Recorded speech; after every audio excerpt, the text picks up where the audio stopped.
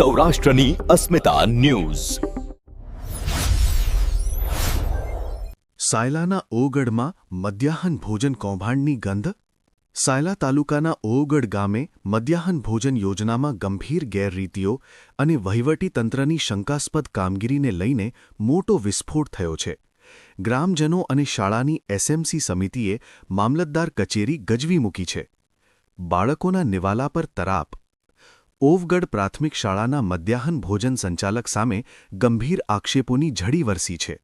બાળકોને પીરસવામાં આવતા ભોજનમાં હલકી કક્ષાની સામગ્રીનો ઉપયોગ અને બાળકોને સમયસર ભોજન મળતું નથી, ભૂખ્યા પેટે ભણવા મજબૂર। ભોજનના પુરવઠામાં મોટા પાયે ગોબાચારી ચાલતી હોવાનો ગ્રામજનોનો દાવો। વહીવટીતંત્ર સવાલોના ઘેરામાં છે। ઉતાવળી નિમણૂક પાછળનું રહસ્ય શું? આ વિવાદમાં સૌથી વધુ ચોંકાવનારી બાબત સાયલા મામલતદારની ભૂમિકા સામે આવી છે। મોટો સવાલ એ છે કે અગાઉના સ્થાનિક સંચાલકે કલેક્ટર કચેરીમાં અપીલ કરી હોવા છતાં 60 દિવસની સમયમર્યાદા પૂર્ણ થાય તે પહેલાં જ ઉતાવળે નવા સંચાલકની નિમણૂક કેમ કરી દેવામાં આવી?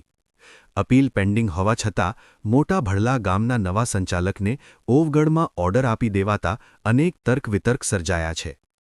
ગામમાં રોષ છે કે સ્થાનિકોને પડતા મૂકી બહારના ગામના વ્યક્તિને નિમણૂક આપવા પાછળ કોઈ મોટી રમત હોવાની ચર્ચાએ જોર પકડ્યું છે। ઓવગઢ ગામના જાગૃત નાગરિકો અને એસએમસી સભ્યોએ સ્પષ્ટ ચીમકી આપી છે કે જો ત્વરિત તપાસ કરી ન્યાય આપવામાં નહીં આવે તો આ આંદોલન ઉગ્ર સ્વરૂપ ધારણ કરશે।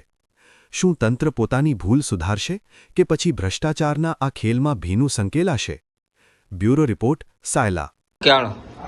નમસ્કાર, મારું નામ સરવૈયા અંશાબેન છે। હું ઓવનગઢથી આવું છું। અમારા ગામ લોકોની માંગણી એવી છે કે અમારે સ્થાનિક જોવે છે મધ્યાહન ભોજનમાં, અને બધાય બહેનો અમે મંડળના બહેનો છે અને મંડળના બેનની દીકરી છે કે મધ્યાહન ભોજનમાં રોજગારી કરી શકે, અને અમારે એ બેનની જ જરૂર છે। અમારે બીજા ગામના ન આવવા જોઈએ એવી મારી નર્મ વિનંતી છે। અમેથી લગભગ 40 જણા અમે લોકો અહીં આવ્યા છીએ મામલતદાર અને આયોજન પત્રક આપવા, અને અમારી માંગ પૂરી કરે એવી હું આશા રાખું છું। નમસ્તે।